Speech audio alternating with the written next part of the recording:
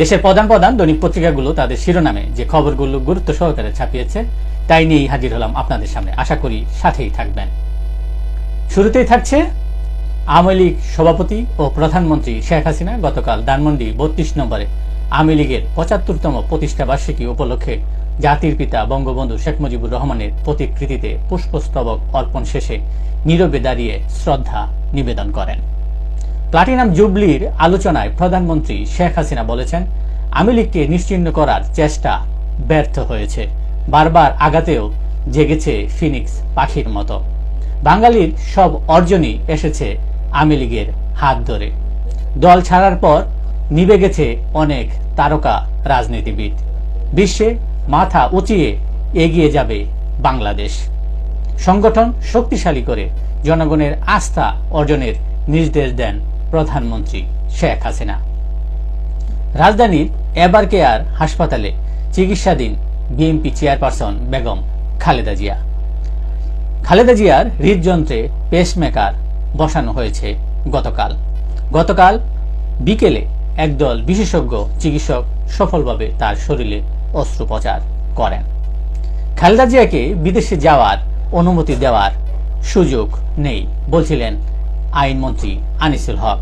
কারণ হিসেবে তিনি বলেন, যে আইনের ভিত্তিতে তাকে দণ্ড স্থগিতের নির্বাহী আদেশ দেওয়া হয়েছে সেই আইনের ভিত্তিতে তাকে বিদেশে যাওয়ার অনুমতি দেওয়া যায় না। প্রধানমন্ত্রী দিল্লি গিয়ে গঙ্গার পানির কথা ভুলে যাননি বলে মন্তব্য করেছেন আওয়ামী লীগের সাধারণ সম্পাদক ও সড়ক পরিবহন সেতুমন্ত্রী ওবায়দুল কাদের।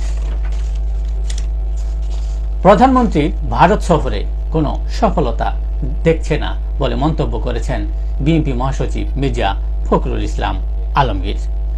ঢাকা দিল্লির অনন্য সম্পর্ক এখন আরো দৃশ্যমান, যেমন বাণিজ্য সম্পর্ক জোরদার। বাংলাদেশ ভারত দুদেশই আগ্রহ দেখিয়েছে বাণিজ্য সম্পর্ক বৃদ্ধির ক্ষেত্রে। কূটনৈতিক সূত্র বলছে, বাংলাদেশ ও ভারত সম্পর্ক বিশেষ ও অনন্য। এই সম্পর্ক এগিয়ে নিতে দু পক্ষেরই বার্তা ছিল। এই ছিল দেশের প্রধান প্রধান দৈনিক পত্রিকার শিরোনামে উঠে আসা শীর্ষ সংবাদ, যা নিয়ে এতক্ষণ আপনাদের মাঝে উপস্থিত ছিলাম। আশা করি আপনাদের ভালোই লেগেছে। সার্বিক খবরের বিবেচনায় যদি আপনাদের কোনো অভিমত, অভিব্যক্তি, সমালোচনা কিংবা কোনো পরামর্শ থেকে থাকে তাহলে অবশ্যই কমেন্টসে জানাবেন। আপনাদের কমেন্টসের প্রত্যাশায় আজকের মতো এখানেই বিদায় নিচ্ছি। আবারও দেখা হবে আগামীকাল ঠিক একইভাবে। সে পর্যন্ত অবশ্যই সকলেই ভালো থাকবেন, সুস্থ থাকবেন। আসসালামু আলাইকুম ওয়া রাহমাতুল্লাহ।